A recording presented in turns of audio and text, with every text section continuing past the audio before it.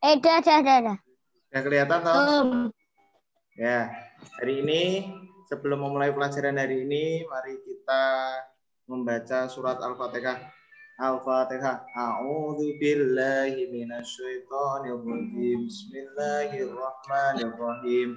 Alhamdulillahirabbil alamin. Arrahmanir rahim. Maliki yaumiddin. Iyyaka na'budu wa iyyaka nasta'in. Ihdinas siratal mustaqim. Alladzina an'amta 'alaihim ghairil maghdubi 'alaihim waladdallin. Sekarang kita akan mempelajari tema 4. Pada saat Pak Alam menjelaskan, pelajarannya nanti tidak boleh berisik ya. Ya, tidak boleh ada suara-suara berisik. Mute, Pak, mute. Nah, siap mengerti? Mute. Ya. Yuk, dengarkan ya. Kita masuk ke tema 4. Subtema 2, pembelajaran 3 dan pembelajaran 4. Kita masuk kepada itu, pembelajaran 3 dan 4. Pak. Ya. Yang akan kita pelajari ilmu pengetahuan alam ya. Yang akan dipelajari yaitu tentang ilmu pengetahuan alam. Halo. Tentang materi tentang penggunaan sumber daya alam. Kemarin kan sumber daya alam jenisnya kan ada, berdasarkan jenisnya ada sumber daya alam hayati dan non hayati. Berdasarkan sifatnya ada sumber daya alam yang dapat diperbarui dan tidak dapat diperbarui. Sekarang kita masuk ke materi yaitu penggunaan sumber daya alam. Nah, ini apa? Penggunaan sumber daya alam yang kita pelajari hari ini. Ini apa? Ini kertas ya. Nah, kertas. Kertas ini bahan bakunya dari apa? Kita lihat. Bahan bakunya dari kayu. Ya, atau kayu. Ini ya. Kertas bahan bakunya dari kayu. Tuh. Karena bahan bakunya dari kayu. Kok bisa dari kayu? Kalau ya nanti ada prosesnya dijelaskan. Aneh, Mbak. Materi selanjutnya ya. Nah, karena kertas ini bahan bakunya dari kayu, maka dari itu kita harus menggunakan kertas ini secara bijak. Tidak boleh menggunakannya pemborosan ya. Karena semakin banyak kertas yang kita gunakan atau kita boros kertas, penebangan pohon untuk bahan baku kertas ini juga akan banyak, sehingga banyak pohon-pohon yang akan ditebang untuk bahan baku pembuatan kertas.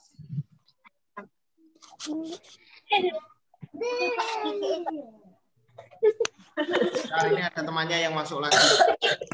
Bilang kita pikirnya kemana? Arja tahu ada Azra. Halo, assalamualaikum. Azra. Langsung kita mulai ya.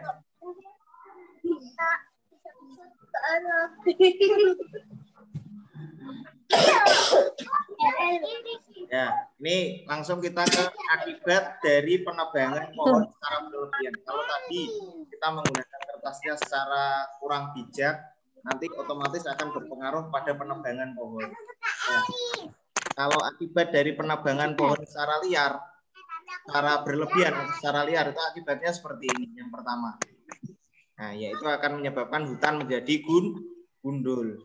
Kalau hutan gundul, otomatis udara di sekitarnya juga akan berpengaruh. Ketika banyak pohon, itu kan udaranya sejuk.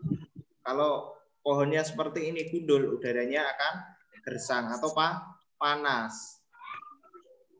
Tidak sejuk lagi. Kemudian kalau akibat dari penebangan pohon secara liar yang lain adalah ini, tanah longsor. Karena apa? Dari pohon menguapkan tanah. Kalau pohonnya ditebang secara berlebihan akan menyebabkan tanah longsor seperti ini. Tanah longsor.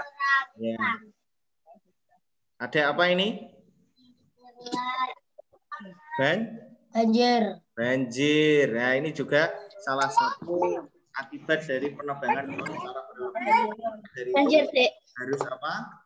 Bijak dalam menggunakan kertas karena bahan baku dari kertas adalah kayu. Mau tahu proses pembuatan kertas bisa jadi pembuatan apa? Dari bahan baku kayu. Kita lihat slide selanjutnya. Ya, untuk mengatasi penebangan pohon secara berlebihan, selain menggunakan tebang pilih yang sudah tua juga seperti ini ya. Kita harus menanam pohon atau penghijauan. Namanya apa? Reboisasi.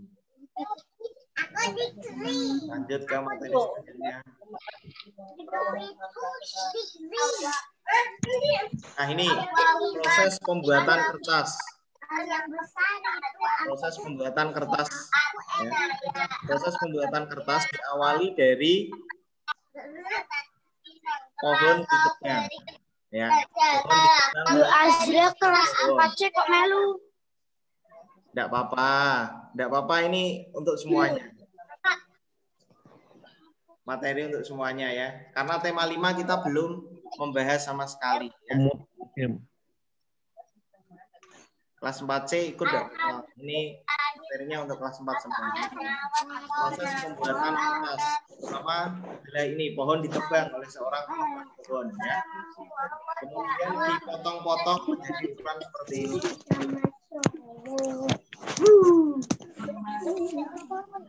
Setelah itu dimasukkan ke dalam mesin. Nah, di mesin ini pohon ini akan kayu-kayu ini akan dihancurkan untuk memisahkan apa? Untuk memisahkan serat yang dalamnya sehingga hasilnya kertasnya halus tanpa ada serat kayu. Selanjutnya, proses selanjutnya setelah ditebang kemudian dihancurkan supaya kayu terpisah itu menjadi bubur kertas. Setelah ini masuk pada mesin yang keluar menjadi bubur kertas. Nah, seperti ini ya bubur kertas.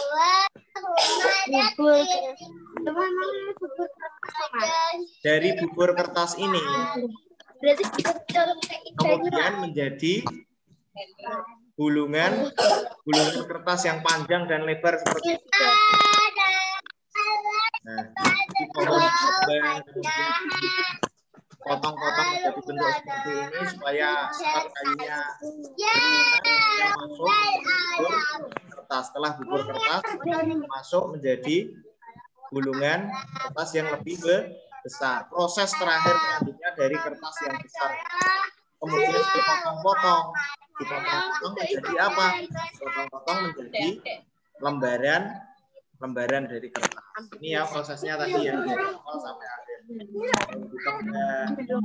Hancur, dihancurkan, pemisahan serat kayu, kemudian menjadi bubur kertas dan gulungan kertas yang besar ini kemudian menjadi lembaran kertas. Menggunakan kertas ini harus jangan boros penggunaannya, jangan terlalu boros kertas yang hal-hal yang tidak perlu ya.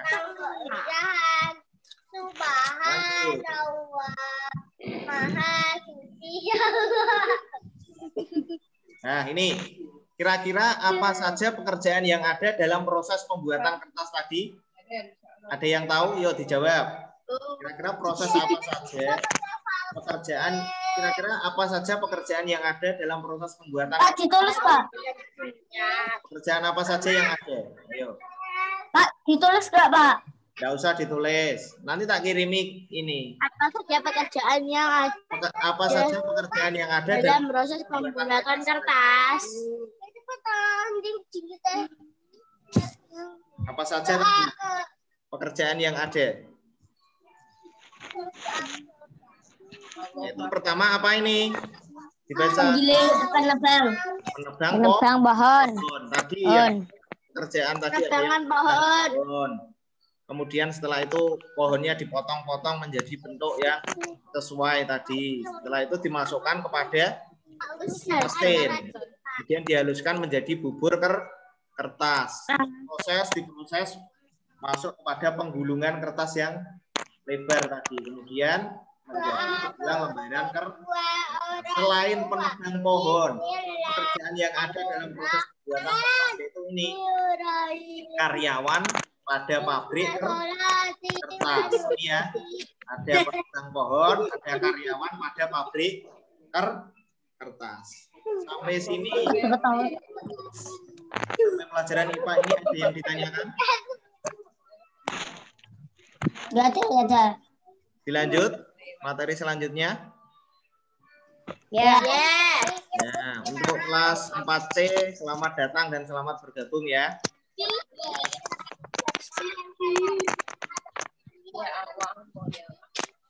Halo Ataya. Ya, lanjut ya ke materi selanjutnya ya. Ini materi apa tadi? Suaranya Pak Alam jelas ya? Jelas Pak. Kebanteng Pak sama suara lain Pak. Ya.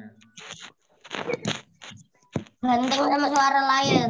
Ya, dilanjut materi. Pak, kebanteng. Dari yaitu bahasa Indonesia. Pak. Agak kedengeran Pak. Ya, bisa di-mute, suaranya bisa di-mute. Abi, Raifan, Kaila. Bisa di-mute dulu. Biar suaranya tidak berisik. Ini punyanya Mbak Azra dan Mas Ataya ini sudah di-mute.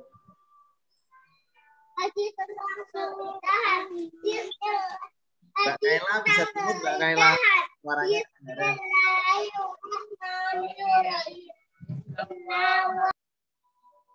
Ya, kita lanjutkan ya. Bahasa Indonesia.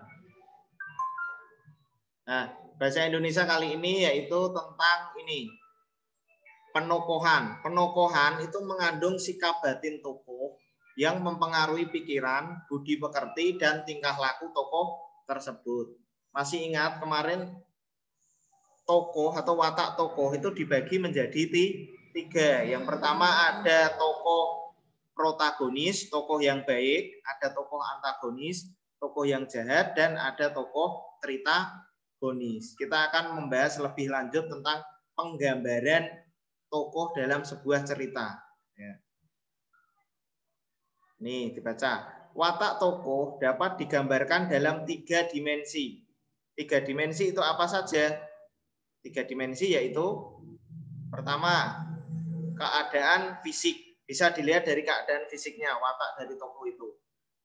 Bisa berdasarkan ciri-ciri tubuhnya, bisa berdasarkan umurnya, bisa berdasarkan jenis kelamin, atau tinggi pendeknya orang tersebut, atau kurus gemuk dan lain sebagainya. Itu watak tokoh dapat digambarkan dalam 3 dimensi. Dimensi yang pertama keadaan fisik. Lanjut. Nah, dimensi yang kedua yaitu keadaan psikis atau kejiwaan, atau nama lainnya kalau lebih mudah yaitu emosi. Nah, emosinya itu gimana? Ada kegemaran, menyangkut emosi, kecerdasan, dan kematangan dalam berpikir, dan lain sebagainya. Materi ini yang saya jelaskan itu berdasarkan LKS yang ada di tema 4. Selanjutnya, dimensi yang ketiga yaitu keadaan sosiologis atau masyarakat. Ini keadaan apa kok sosiologis atau masyarakat ini? Yaitu hubungan antara manusia dengan masyarakat, yaitu berdasarkan jabatannya, berdasarkan pekerjaannya, berdasarkan keadaan sosialnya, dan lain sebagainya. Ini ya, penokohan ada 3 dimensi, keadaan fisik, keadaan psikis, dan keadaan sosiologis. Lanjut.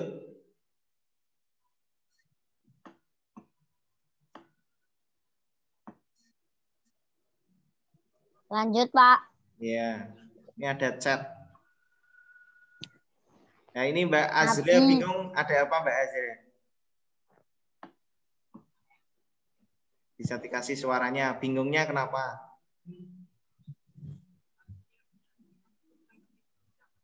Suaranya diaktifkan.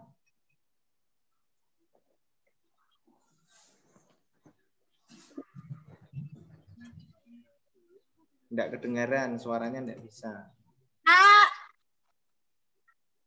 Selesainya jam berapa? Iya, nanti masih lama. Bentar lagi. Pak Arza kok nggak ada, Pak? Tadi sudah mempelajari IPA, Bahasa Indonesia. Sekarang kita mempelajari materi yang terakhir. Ya. Udah nggak bingung, oh, sudah nggak bingung. Ya sudah. Materi yang terakhir. Nanti bicaranya lewat chat ya, Pak? Ya, materi terakhir ini ya. PPKM, yaitu tentang apa ini? Kesepakatan bersama. Apa itu kesepakatan bersama? Kesepakatan bersama adalah, bisa dibaca, adalah kesepakatan berarti menyetujui terhadap sesuatu hal dan harus dilaksanakan oleh seluruh anggota. Misalnya kesepakatan bersama dalam hal apa? Dalam hal peraturan di kelas. Misalnya yang kelas 4C nanti peraturan di kelasnya sama Bu Alfi itu bagaimana, dengan kelas 4B peraturannya dengan itu biasanya Nah, ini kesepakatan kelas. Ini kesepakatan kelas biasanya ini atau aturan-aturan yang dibuat di dalam kelas. Tidak terlambat masuk kelas. Membuang sampah pada tempatnya. Berkata jujur. Tidak membeda-bedakan teman, tertib dan disiplin. Kesepakatan kelas ini biasanya ditulis dalam sebuah buku atau apa, kemudian ditempel di dinding kelas. Supaya apa? Supaya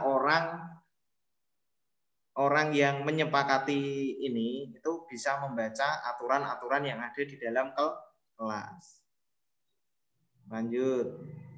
Nah, kesepakatan kelas ini dapat dicapai, itu ada kriteria-kriteria dalam membuat kesepakatan. Nah, kesepakatan kelas apalagi? Yaitu harus dimusyawarahkan terlebih dahulu. Kesepakatan yang dibuat ini ya harus disetujui oleh seluruh anggota. Ditulis dengan kalimat yang positif, tidak terlalu banyak. Maksudnya tidak terlalu banyak apa? Kalimatnya atau aturannya itu jangan terlalu banyak. Terus memuat konsekuensi dan sanksi. Apabila ada yang melanggar, nanti ada sanksi tersendiri ya. Baik itu sanksi berupa hukuman fisik atau hukuman yang lain. Nah, ini tentang kesepakatan bersama, menyetujui terhadap sesuatu hal dan harus dilaksanakan oleh seluruh anggota karena sudah dimusyawarahkan bersama. Musyawarah itu untuk mencapai kata mufakat atau kesepakatan bersama ini. Ya, sampai di sini ada yang ditanyakan tentang PPKN? Ya. Yang kelas 4C, ya. Mas siapa ini Ataya mau ditanyakan?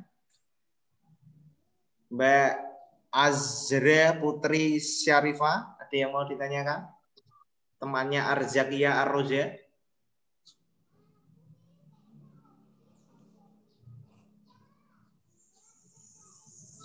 Ya. Ya, sampai di sini ya materinya ya. Selesai. Ya. Saya akan menjelaskan yang pertama dulu. Yang ini tadi kan yang teman-teman yang baru masuk itu kan belum tahu yang ini.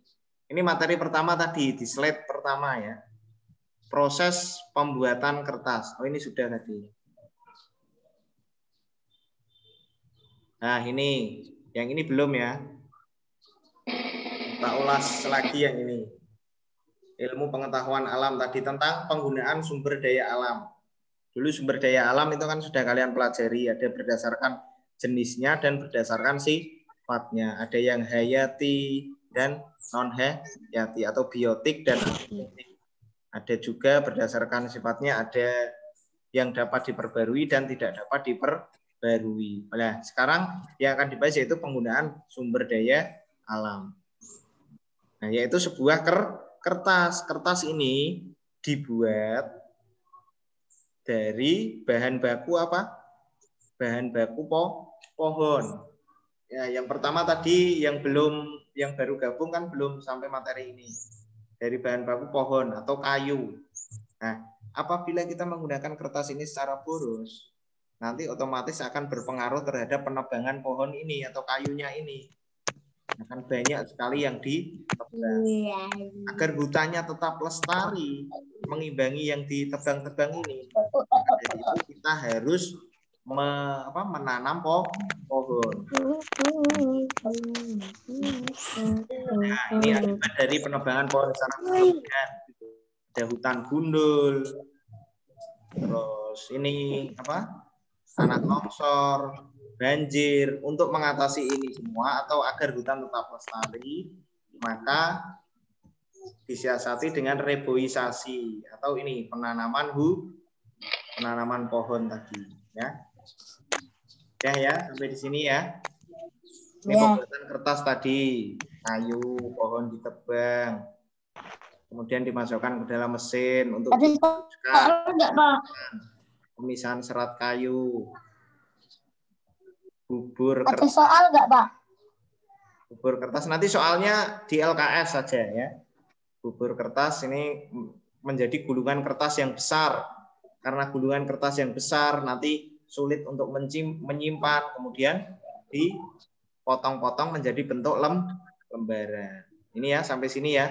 Nanti PPT-nya saya kirim Pak Alam nanti. Ya. Nah, ini videonya Kayla dihidupkan, Arza dihidupkan dulu sebelum materi pelajaran diakhiri. Ada yang ditanyakan sampai sini?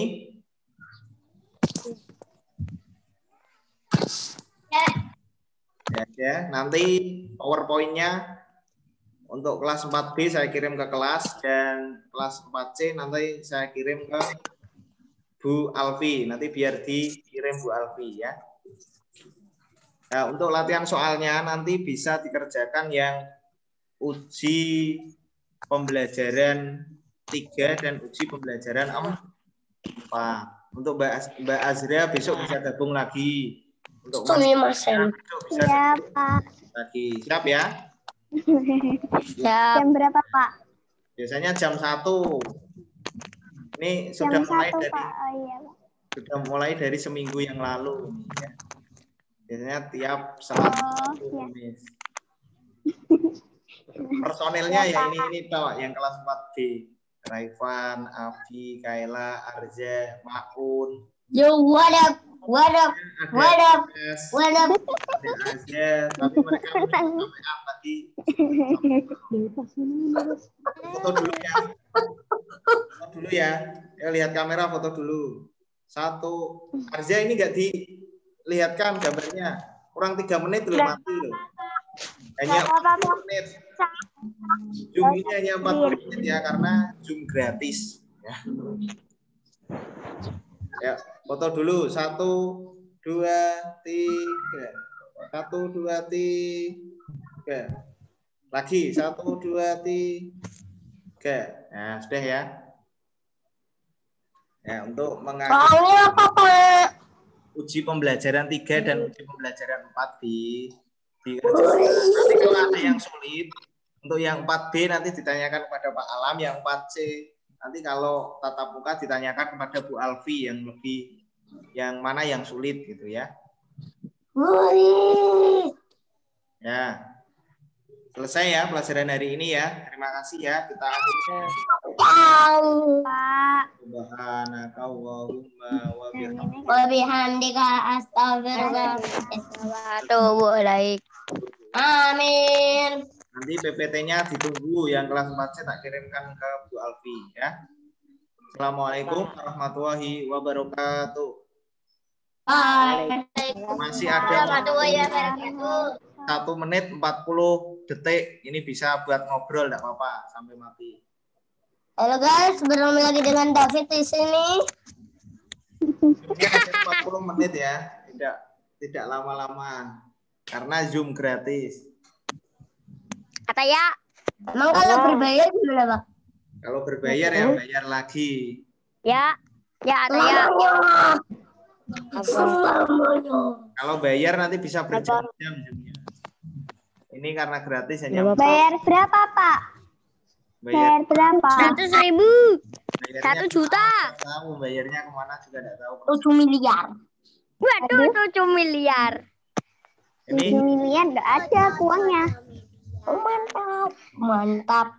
Ada toh rumahnya Pak Alam dijual semua. Tuh, rumahnya Pak Alam dijual. Mantap toh. lagi. Tak dewe kan iso bantu iso. 70 miliar. Udah mantap. Emangnya Doraemon 2